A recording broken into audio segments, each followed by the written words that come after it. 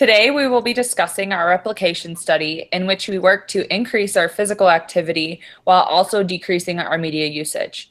Presenting today will be Nikki, Morgan, Mark, and myself, Samantha.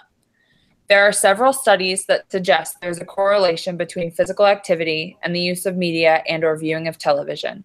Studies have shown that the use of electronic media, which includes TV viewing, video games, computer, and phone usage, can cause children to be overweight or obese with increased body mass index.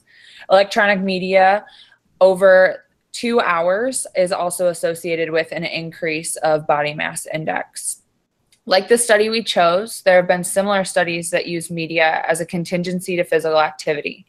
Studies such as the one created by Faith et al. Attempted to capitalize on the reinforcer of TV viewing and use it to assist in increasing the physical activity level of the participants through biking. Interventions have shown effectiveness in the production of weight loss due to the increase of moderate to vigorous physical activity being completed on a more consistent basis to earn the contingent reinforcer. Moderate to vigorous physical activity has included biking, walking, and daily physical activity. In a study conducted by Faith et al., they made the viewing of television contingent on pedaling of an exercise bike. The TV would only play when the pedals were in motion. In a study conducted by Cotton et al., they stated that when you overuse the internet by mindlessly surfing, you are more likely to be distressed than if you are utilizing the internet in a productive or healthy manner.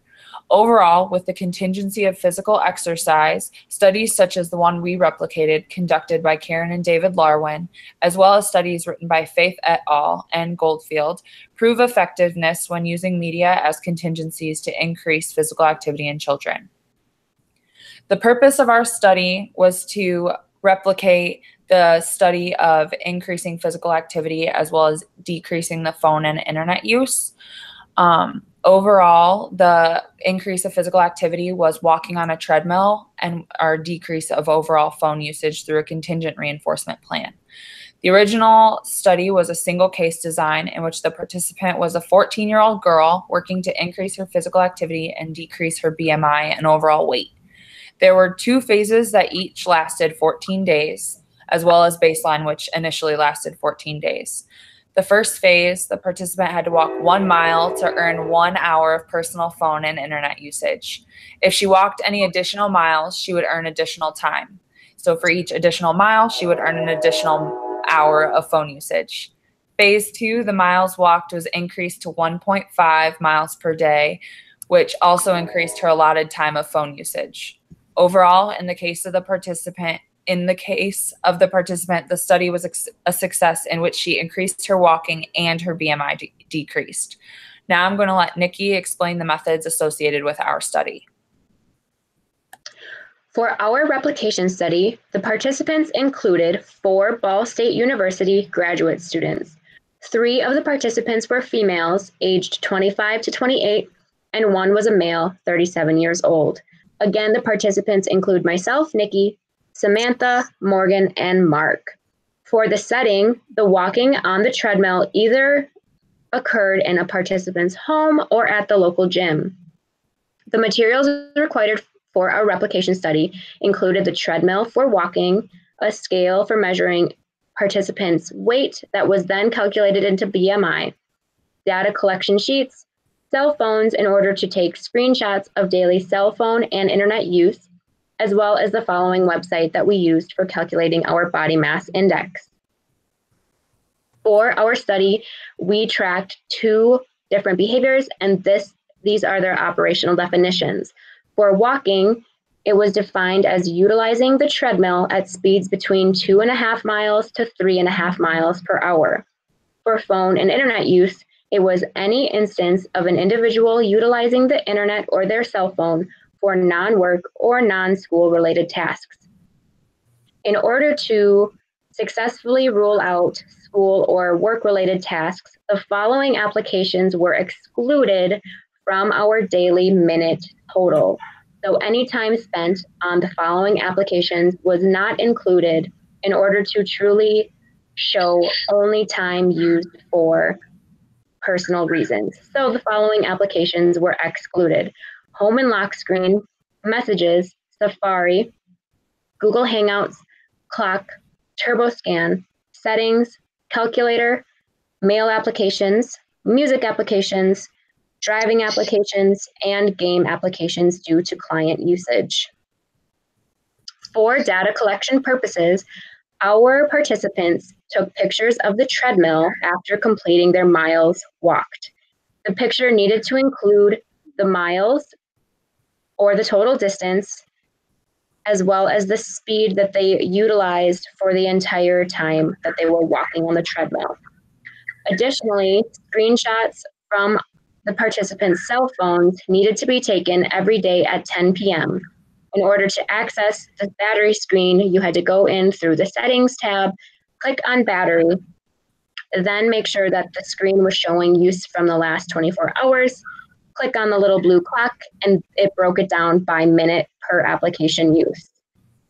Additionally, after calculating the BMI through the calculator.net website, participants needed to take a picture of the calculated BMI in order to send and save for data collection purposes.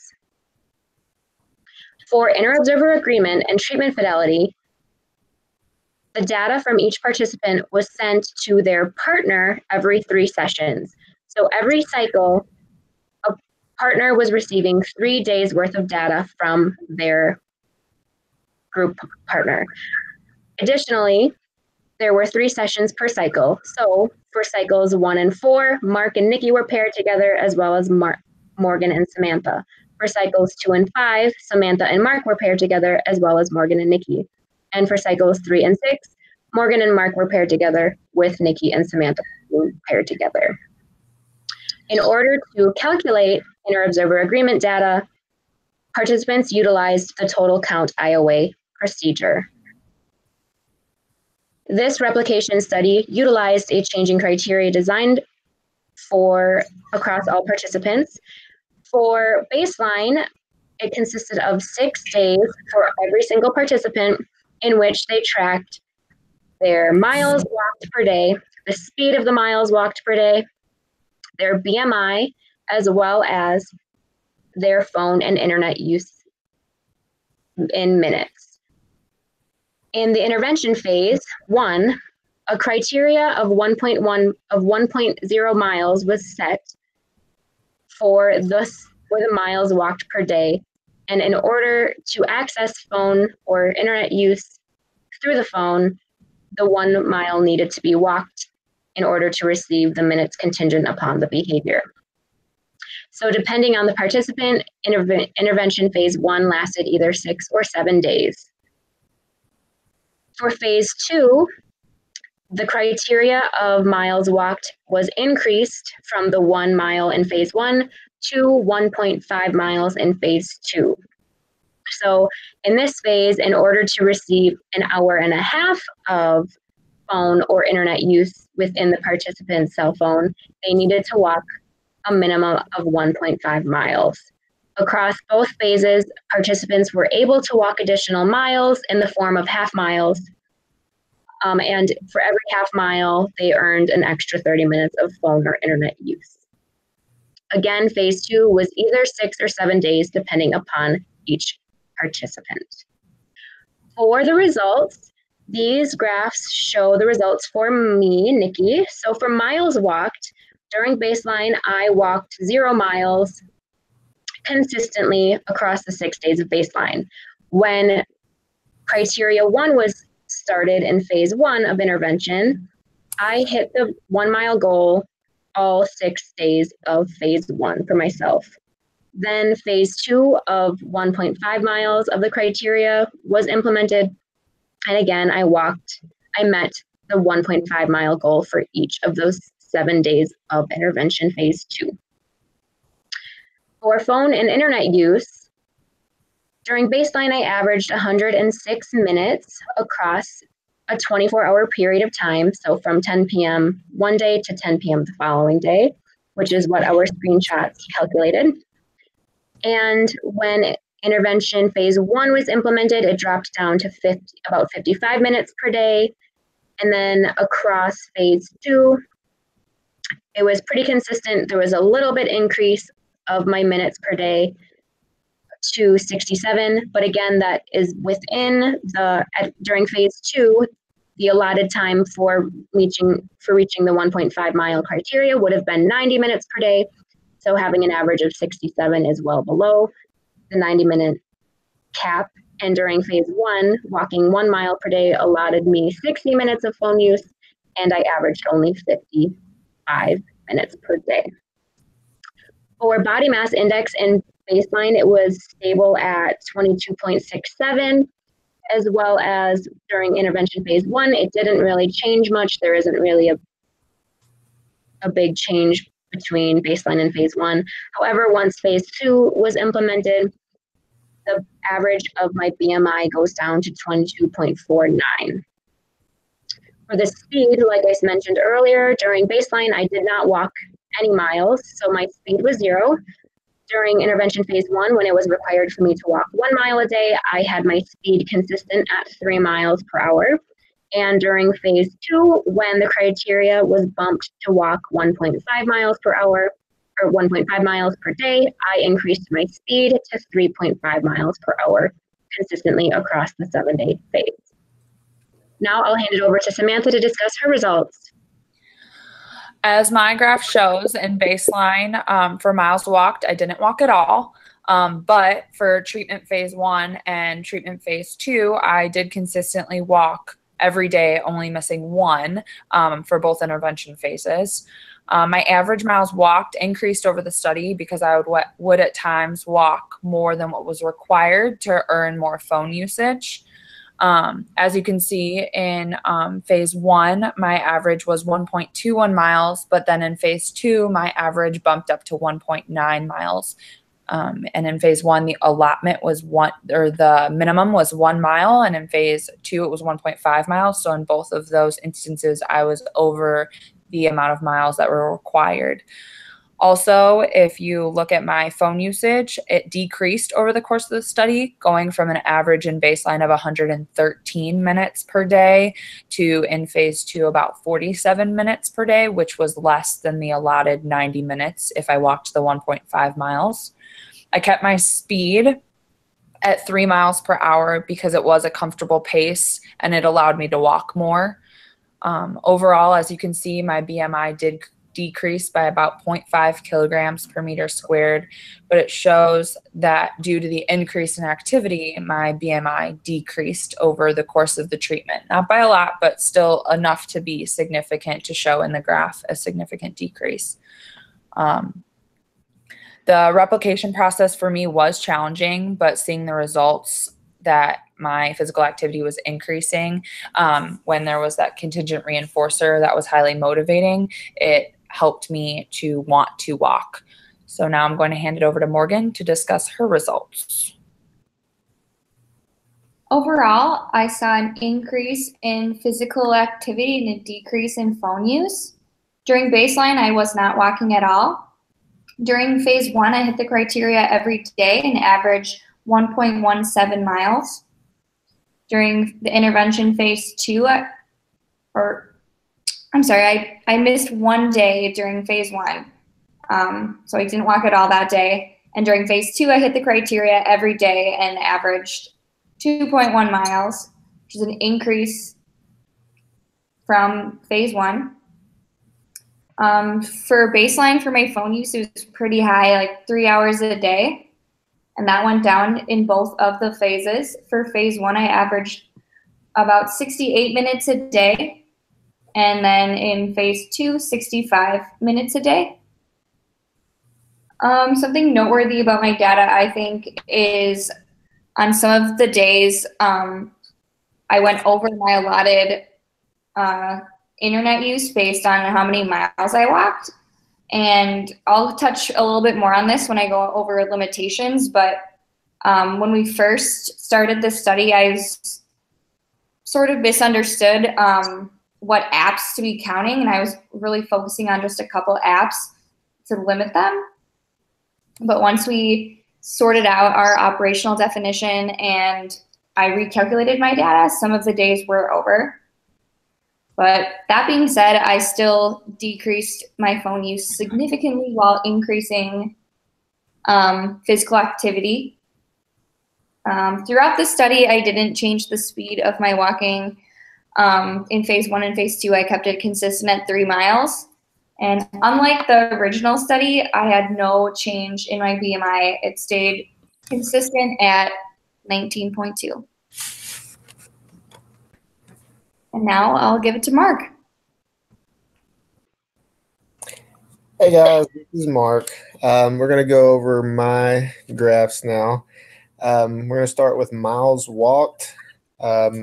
Started with 0, didn't do anything during baseline, didn't really have time. I walked the bare minimum that the study required in each criterion. We did 1 mile in criterion 1, and then I did 1.5 in criterion 2. Not that I didn't want to, it's just, we're busy people and, wanted to follow the rules of the study. So that's how many miles I walked there. It gets a little interesting on phone usage for me. I did quite a bit on baseline. You see the average right there. But then it jumps around a lot in criterion 1 and criterion 2. And as we'll discuss in a little bit in limitations and conclusions, there are reasons for that. Like I actually went over quite a few times in the total study. And as Morgan said, there were reasons with like the operational definition changing, time constraints due to that as well. But like I said, we'll discuss that more as we get there. But you do see, if you look, the average, the criterion lines for baseline is the highest, and then it goes significantly down in criterion 1, even with the, the higher phone usage. And then in criterion 2, when I was allowed to do a little bit more, I did go up a little bit, but it stays true to being under baseline. So that is significant as far as our study and replication is concerned. Alrighty. If you check my body mass index, it slightly goes up during baseline. And then you can see like a small amount going down. You see a trend there going down. The more I walked, within the span of 2 weeks-ish, like it's not a whole lot of time to, lose a lot of weight, do this or that. And there could be other factors such as what we eat, other activities, this and that. But it does show even a small amount of the more physical activity we did, the body mass index went down, which is something that we wanted to show in this study and replicate from the original study. When we look at the speed, it's the same, sort of correlates to the first chart that I was talking about. The didn't do it at all on baseline. Criterion 1, stuck at 3 miles an hour. I just did that, set the treadmill at that and went. And then once I got to criterion 2, had to walk a little bit longer, sped it up just a little bit just to save me a little bit of time. So, I got the pretty much what was needed for what we were looking at. And up next, I am going to take a look at the conclusions for our study. So we did like an overall, so you guys could see like the success of the study. So we sort of broke it down and then got a total. So the total for all of us, the success rate for phone and internet use contingency, 32 of 51 at 63%. So you see that Nikki, Samantha, and Morgan were very high. They did well. They did what they were supposed to do with a couple of instances of going over. And then me, I was 3 of 13, sort of bringing up the rear there with 23%. So we got down there. Total effectiveness per participant is 3/4, 75%. So overall, we did well. Nikki, yes. Samantha, yes. Morgan, yes. Mark, no. We all, like the walking criteria wasn't a problem. It's 100%. So everybody did well on that. Wasn't an issue at all. It's exactly what we set out to do, exactly what we did. So we decided to look at all this, and overall, this was an effective replication. There was a few outliers. I'm about to go over, I'm going to focus on myself here to explain why there was outliers. And it was sort of an overall thing of the study. The other people in the study stuck to what they were supposed to a little bit better than I did. This was due to, in my case, it was due to a few variables. So as Morgan said earlier, the original operational definition, it changed mid-study. When that happens, generally you would start the process over. But in our case, like we didn't have time. We had time constraints, limitations. We had to get this done. We had due dates. So we just sort of had to, we had to adjust and just go with what we had basically. So like I was just using, initially I just staying off of Reddit and YouTube as far as media use, and I wasn't counting FaceTime as far as phone use. So I was actually like, if that was the case, I would have been at 100% as well, and this study would have looked almost as perfect as you can get. But like I used a bunch of different other apps, and that skewed pretty heavily, like me going over. Also, like I'm not always around my phone. I got a 4-year-old. He loves to FaceTime his grandparents. He was on FaceTime a lot. So some days when you saw that big up and down on my graphs, it was because he got on, and like at 10 o'clock at night when I go to take a picture, it's an hour, and I was like, oh, well, oops. So like generally without all that other stuff, and if we would have originally started with the operational definition we finished with, I don't think it would have been an issue at all, and we could have got almost a perfect replication of what was needed. Speaking of the replication part of it, like as far as comparing the results of our study with the last study, both of the studies were effective in increasing physical activity and decreasing media usage. And how that did it is it made time spent on the cell phone, which includes media and phone, contingent on physical activity, which we discussed pretty much in detail. So like going back to me, even though my contingency total was only like my success rate was 23%, our group's overall 63%. That's considered successful. And if you look deeper at the charts and the graphs and the data and what we were setting out to accomplish, like even though my scores were low, the data shows that I was successful in each criteria that we were concerned about. So like my phone usage lowered. As my physical activity went up, my BMI decreased. And even on the phone usage, that last criterion, it jumped up a little bit. I was technically allowed more. So, and it still stayed under what was baseline, which is what we set out to do. So, like I said, overall, we think we had a very positive replication, a successful replication, and we all did what we set out to do. And up next is Morgan with limitations of our study.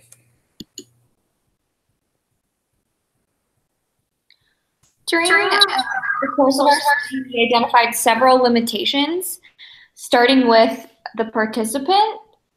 In the original study, the participant was a 14-year-old girl. In our study, we have 4 adults who have different responsibilities, such as work and families, which Mark touched on earlier. This made it difficult to create an operational definition that would be accurate for everyone. A lot of us use our phones during work, or our kids are using our phones. So it's hard to create a definition that's just for personal phone use when we're using our phones for a bunch of other things, because we have responsibilities and other things. Secondly, as Mark talked about earlier too, we had to make some changes to our operational definition in the middle of our replication, and this caused some inconsistencies with data and like what people were counting, what people weren't counting. So that affected our data and is definitely a limitation. Second, in the original study, her walking was verified in person by her parents. We were not able to do that, so we had to send video, which can be challenging as well, and you're not there to see it happen. Secondly, or third, just how we were conducting the study, we had to change the operational definition of walking so that we could verify it through recording, which is different from the original study. And like I said earlier, in the original study, she was monitored really closely by her parents as well as researchers. And we had to do a lot of self-monitoring, especially, which made it difficult with phone usage. It's hard to know when to stop just using your phone based on how many miles you walked that day. And last, we were not able to have access to the exact devices that she used when she was participating in the original study. She used a Bowflex tread climber, whereas we were using just any treadmill. And they were also calculating body mass composition using the scanner, which we didn't have access to. It cost a little bit of money, and so we used BMI, which is a little different but similar. And next, we have our references.